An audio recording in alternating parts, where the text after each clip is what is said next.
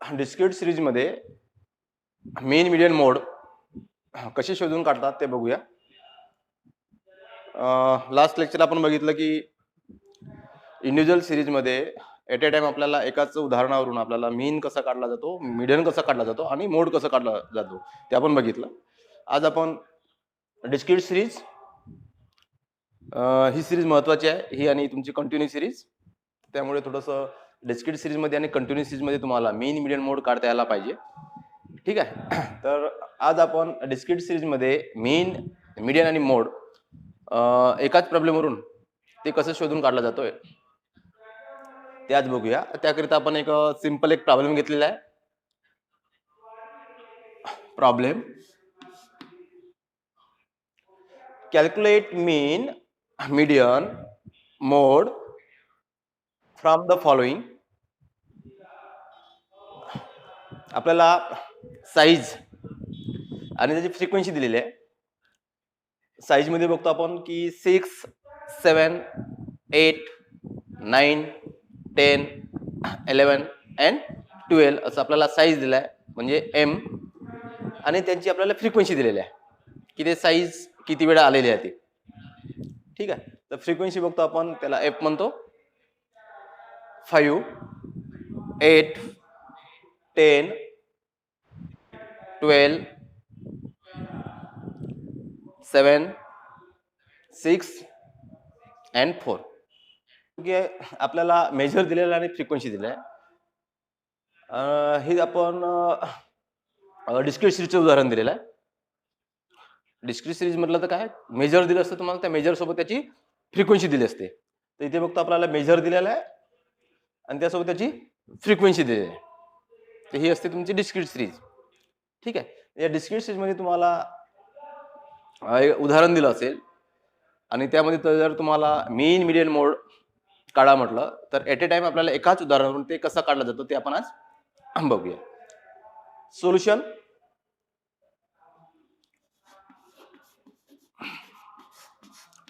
काय करतो आपण नेहमी,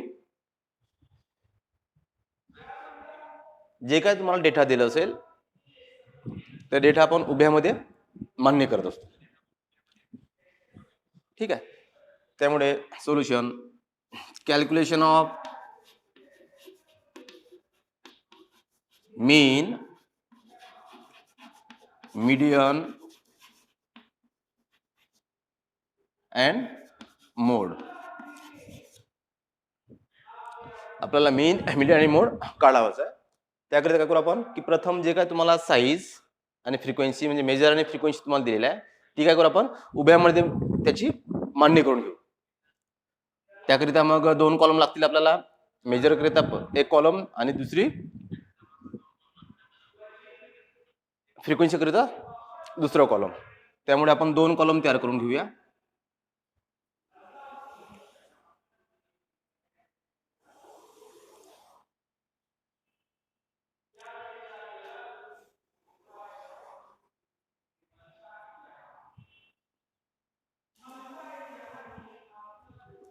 एम साईज, एफ म्हणजे तुमची फ्रिक्वेन्सी. तर ते आपण प्रथम उभ्यामध्ये मान्य करून घ्यायचं. साईज आपल्याला दिलेला आहे 6, 7, 8, 9, 10, 11, 12. ते उभ्यामध्ये मान्य करून घ्या. 6, 7, 8, 9, 10, 11 अँड 12. आणि त्यानंतर बघतो आपण की यांची मेजरची आपल्याला फ्रिक्वेन्सी दिली आहे, त्यामुळे त्या मेजरचं जे फ्रिक्वेन्सी आहे ती फ्रिक्वेन्सी त्या समोर लिहून घ्यायचं. जसं 6चं फ्रिक्वेन्सी द्याल तुम्हाला 5, 7चं 8, 8चं 10, 9चं 12, 10चं 7, 11चं 6 अँड 12चं 4. ठीक आहे. आपण मेजर आणि फ्रिक्वेन्सी लिहून घेतली. आपल्याला प्रथम काढायचा आहे मीन.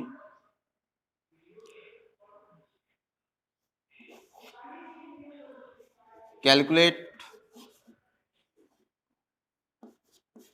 मीन. फर्स्ट आपण कॅल्क्युलेट करून घेऊया मीन. मग बघतो आपण की डिस्क्रीट सिरीज मध्ये मीन काढत असताना मीनचा फॉर्म्युला कुठला आहे ते माहित असायला पाहिजे. तर बघतो आपण की डिस्क्रीट सिरीज मध्ये मीनचा फॉर्म्युला आहे mean is equal to X plus summation F D X upon N. काय फॉर्म्युला मीनचं mean is equal to X plus summation F D X upon N. मग आपल्याला मीन शोधून काढायचा आहे. त्याकरिता आपल्याला 3 गोष्टी आवश्यक आहेत. एक पहिला आहे एक्स, एक्सची व्हॅल्यू किती आहे ती.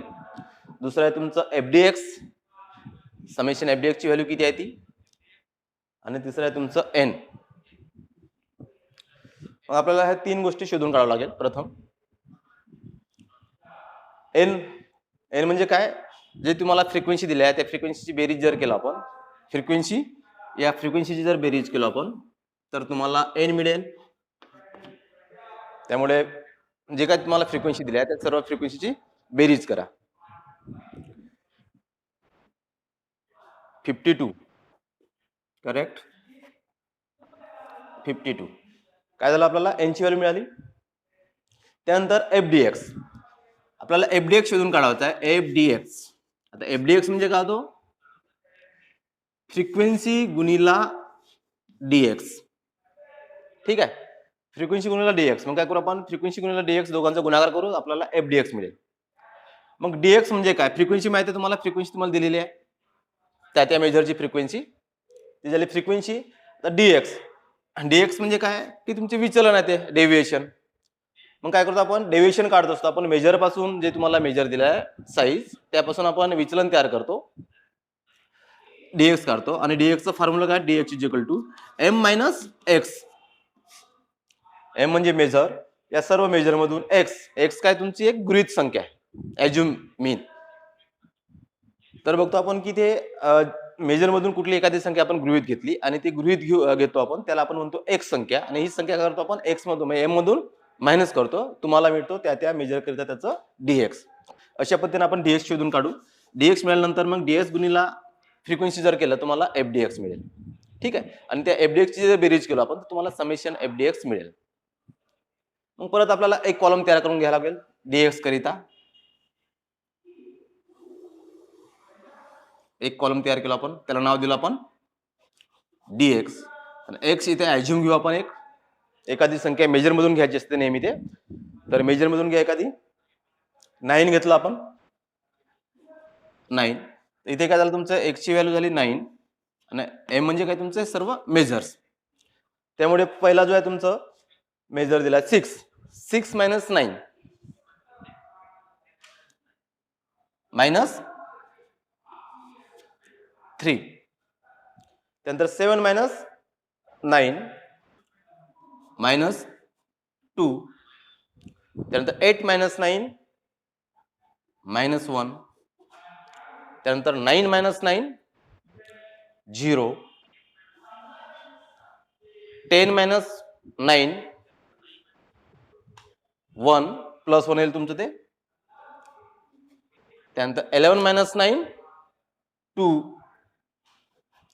आणि 12 मायनस 9 3. अशा पद्धतीने आपण डीएक्स शोधून काढला. आता इथे आपल्याला डीएक्स ची बेरीज करायची नाही, आपल्याला शोधून काय काढायचं, एफ डीएक्स. आता बघतो आपल्याला फ्रिक्वेन्सी दिला तुम्हाला सेकंड कॉलम फ्रिक्वेन्सीचं, आणि डीएक्स तुम्हाला दिला थर्ड कॉलम. या दोघांचं काय करायचं, गुणाकार करायचं. त्याकरिता परत एक कॉलम तयार करून घ्या, त्याला नाव देऊ आपण F D x. F D x म्हणजे एफ गुणिला डीएक्स. मग बघतो आपण की एफचा कॉलम तुम्हाला जेवढा आहे आणि डीएक्सचा कॉलम आहे, या दोघांचं काय करायचं, गुणाकार करा. आणि गुणाकार कुठे लिहायचं, एफ डी एक्स मध्ये लिहायचं. ठीक आहे, मग पहिला आहे तुमचं फ्रिक्वेन्सी 5 आणि त्याचं डीएक्स आहे -3. दोघांचा गुणाकार करा, 5 इंटू -3 -15. त्यानंतर 8 इंटू -2 -16. 10 इंटू -1 -10. 12 इंटू 0 नेहमी 0 येईल, त्यानंतर 7 into 1 7, 6 into 2 12, त्यानंतर 6 into 2 12, त्यानंतर 4 into 3 12. काय मिळालं आपल्याला? एफ डी एक्स मिळालं. एफ गुणिला डीएक्स दोघांचा गुणाकार केला, आपल्याला एफ डी एक्स मिळालं. आणि त्यानंतर जे काय एफ डी एक्स आहे त्या सर्व एफ डी एक्सची काय करायची? बेरीज करून घ्या. मायनस मायनसची बेरीज करा, प्लस प्लसची बेरीज करा, मोठ्या संख्येतून लहान संख्या वजा करा आणि मोठ्या संख्येचे चिन्ह द्या. मायनस 10, त्याला नाव देऊ आपण summation F D X is equal to -10. सर्वांचं यायला पाहिजे. ठीक आहे. आणि स्क्रीनशॉट घेऊन घ्यायचं. मग बघतो आपण की आपल्याला मीन शोधून काढवायचा आहे. मीन्स करिता डिस्क्रीट मध्ये आपला फॉर्म्युला आहे mean is equal to X plus summation F D X upon N. इथे आपल्याला 3 गोष्टी आवश्यक होते. एक्स ची व्हॅल्यू किती, त्यानंतर एफ डी एक्स ची व्हॅल्यू किती आणि एन ची व्हॅल्यू किती. तर आपण ते तिन्ही गोष्टी शोधून काढले. एक्स आपण इथे आहे तुमचं ॲझ्युम 9 घेतलं होतं. त्यानंतर समेशन एफ डी एक्स ची व्हॅल्यू आहे -10 आणि एन ची व्हॅल्यू आहे 52. ह्या किमती काय करायच्या त्याच्यात ठेवायचं आपल्या फॉर्म्युलामध्ये आणि मीन शोधून काढवायचं आहे. हे जर किमती आपण तिथे ठेवलो तर काय दिसेल मग आपल्याला? मीन इज इक्वल टू एक्स ची व्हॅल्यू आहे 9 plus summation F D x ची व्हॅल्यू आहे -10 आणि एन ची व्हॅल्यू आहे 52. आपल्याला असं मिळेल समीकरण. त्यानंतर प्रथम भागाकार करून घ्या यांचं. -10 अपॉन 52.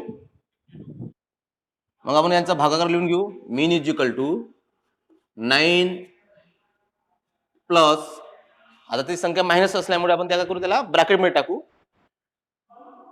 ब्रॅकेटमध्ये -0.19. त्यानंतर ब्रॅकेटमध्ये असल्यामुळे त्यांचा दोघांचा गुणाकार होईल चिन्हांचा. प्लस इंटू मायनस काय होईल? मायनस. त्यामुळे तुम्हाला मिळेल मीन इज इक्वल टू 9 मायनस 0.19 आणि तुम्हाला आता मीन मिळेल 9 मधून तुम्ही -0.19 मायनस करा, किती येतो? 8.81. हे असेल तुमचं मीन. त्यानंतर दुसरं आपल्याला कॅल्क्युलेट करायचं आहे मीडियन. Number 2, calculate median. मग बघतो आपण की डिस्क्रीट सीरीज मध्ये मीडियन कसे शोधून काढतात. ठीक आहे. मग डिस्क्रीट सीरीज मध्ये मीडियनचा जो फॉर्म्युला आहे, median is equal to the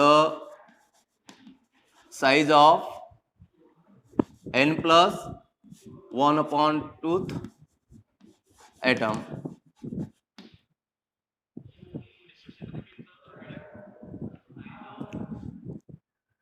मीडियनचा formula आहे the size of n+1/2 atom. परंतु बघतो आपण की मीडियन आपल्याला जर काढायचं असेल तर आपल्याला सीएफ आवश्यक आहे. काय आवश्यक आहे? सीएफ आवश्यक आहे. त्यामुळे काय करायचं, जे आपण मीन करिता जे आपण कॉलम तयार केलेला आहे मेजर फ्रिक्वेन्सी, त्यानंतर डीएक्स आणि एफडीएक्स, त्यामध्ये काय करायचं, एक कॉलम ऍड करून घ्यायचं. तिथे एक आपण ऍड केलं एक कॉलम. ठीक आहे. त्याला नाव देऊ आपण सीएफ. त्याला नाव देऊ आपण सीएफ. सीएफ कसं काढतात तर बघतो आपण की पहिली फ्रिक्वेन्सी जशीच तशी, त्यानंतर त्या सीएफ मध्ये दुसरी फ्रिक्वेन्सी ऍड करतो आपण. जसं बघतो आपण इथे की पहिली फ्रिक्वेन्सी जशीच तशी म्हणजे 5 झालं. त्यानंतर या सीएफ मध्ये पहिल्या सीएफ मध्ये दुसरी फ्रिक्वेन्सी ऍड करतो म्हणजे किती 5 + 8 13. त्यानंतर दुसरी सीएफ आहे तुमची मिळालं तुम्हाला 13 प्लस तिसरी frequency 10 26 sorry 23 plus 12 35 plus 7 42 plus 6 48 आणि 48 प्लस 4 52. तर इथे बघा सर्वात शेवटची जी सीएफ जे आहे किती आहे तुम्हाला 52 मिळाले आहे. ठीक आहे. तीच काय असायला पाहिजे तुमचं एफची जेव्हा आपण एनची व्हॅल्यू जी काढलेली आहे एनची व्हॅल्यू 52 आहे ना तेवढीच संख्या यायला पाहिजे. तर इथे बघतो आपण की एन इज इक्वल टू 52 आणि सर्वात शेवटची सीएफ आहे तुमची 52. जर हेच जर नसेल दोन्ही सेम येत नसतील समजायचं आपलं सीएफ कुठेतरी कॅल्क्युलेट मध्ये चुकलेला आहे त्यामुळे परत सीएफ कॅल्क्युलेट करून घ्यायचं. तर आपण मीडियन करीत आपण सीएफ कॅल्क्युलेट करून घेतलं सीएफ आपण काढलं तर कसं पहिली फ्रिक्वेन्सी जशी तशी त्यामध्ये त्या सीएफ मध्ये दुसरी फ्रिक्वेन्सी ऍड करायचं तुम्हाला दुसरी सीएफ मिळेल दुसऱ्या सीएफ मध्ये तिसरी फ्रिक्वेन्सी ऍड करायचं असं ते ऍड करत न्यायचं आणि सीएफ शोधून काढायचं. ठीक आहे.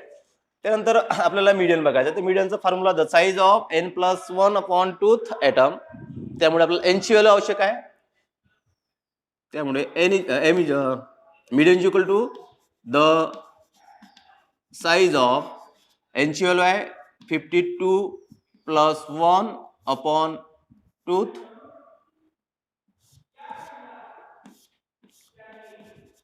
ॲटम त्यामुळे 52 प्लस 1 यांची बेरीज करून घेऊ.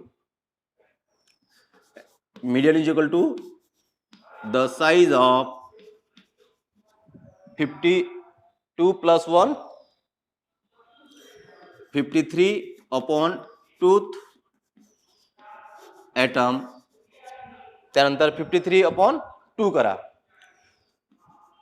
Median is equal to the size of किती येतो 53/2 26.5 ॲटम. ठीक आहे. आपल्याला मिळालं द साइज ऑफ 26.5 ॲटम त्यामुळे बघतो आपण की हे जे तुम्हाला 26.5 जे मिळालेलं आहे ते कुठल्या शेप मध्ये अंतर्भूत आहे ते बघायचं. शेप आपण काढलेला आहे मग बघतो आपण की 26.5 ही जी व्हॅल्यू आहे ही व्हॅल्यू कुठल्या शेप मध्ये अंतर्भूत आहे तर कुठल्या 23 मध्ये येणार नाही 23 पेक्षा मोठी आहे. त्यानंतर 35 35 म्हणजे 35 मध्ये ते अंतर्भूत आहे त्यामुळे आपण म्हणू lies in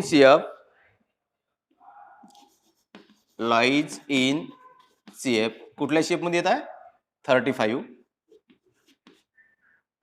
lies in CF 35 त्यामुळे त्या 35 चं मेजर बघायचं किती आहे M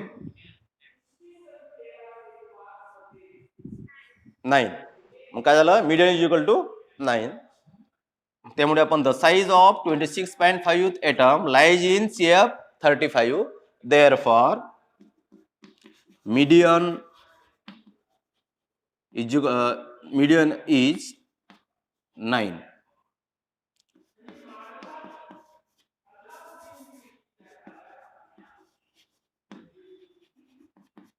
median is equal to 9 ज्या सीएफ मध्ये अंतर्भूत होतो त्या सीएफचं मेजर म्हणजे काय असते तुमचं मीडियन असते.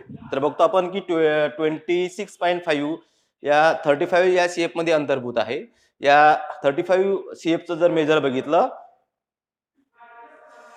तर काय तो 9 ही 9 म्हणजे काय तुमचं मीडियन.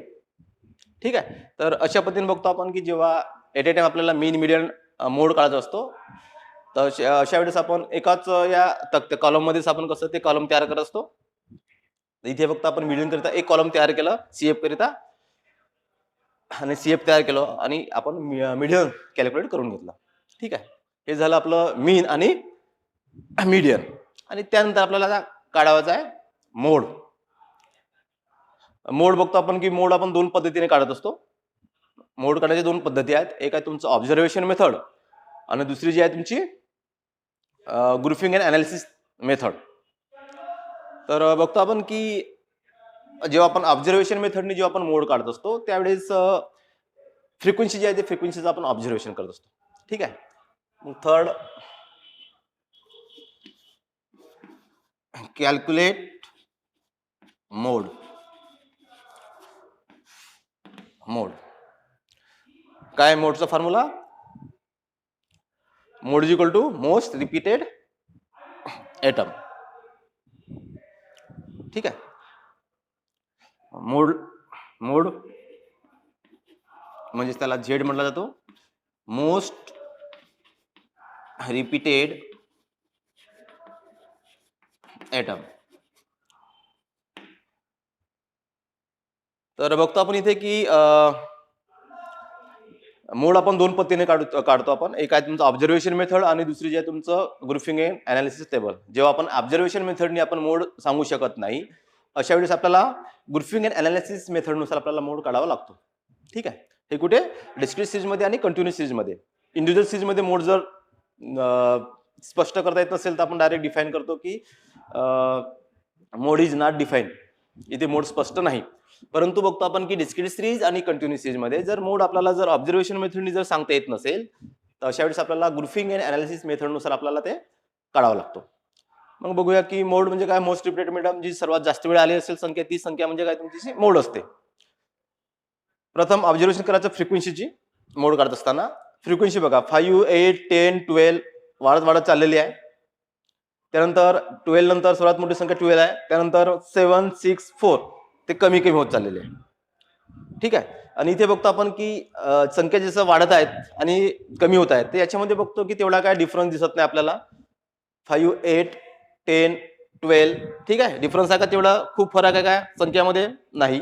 त्यानंतर 12 नंतर कमी होत आहेत. 7, 6, 4 याच्यामध्ये सुद्धा आपल्याला काय दिसतो? तेवढा काय फरक दिसत नाही. तर आपण इथे ऑब्झर्वेशन मेथडने आपण मोड काढू शकतो आहे का ना. मग बघायचं फ्रिक्वेन्सीमध्ये सर्वात मोठी संख्या कुठली आहे? सर्वात जास्त वेळ कोणती आली आहे? 9 ही साईज आहे तुमची, सर्वात जास्त वेळ आलेला आहे. त्यामुळे आपण ऑब्झर्वेशन मेथडने आपण सांगू शकतो की ते मोड स्पष्ट आहे. त्यामुळे आपण म्हणू शकतो आपण इथे की बाय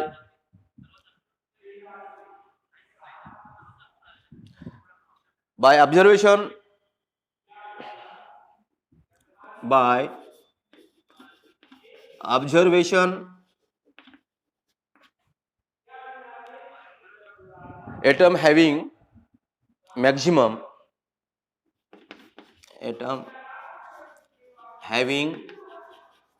maximum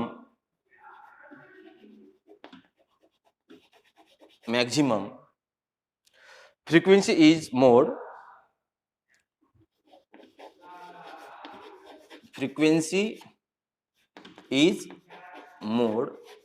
म्हणजे काय? जी संख्या सर्वात जास्त वेळ आली असेल ती संख्या म्हणजे तुमचं काय असेल? मोड असेल. सो म्हणून therefore mode is equal to 9.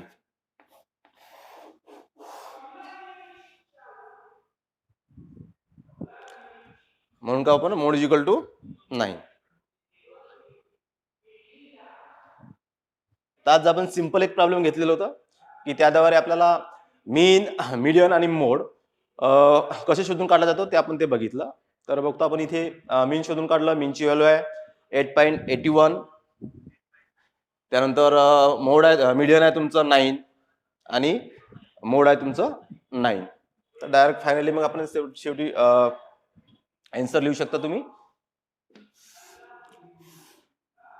Mean is equal to 8.81, median is equal to 9 and mode is equal to 9.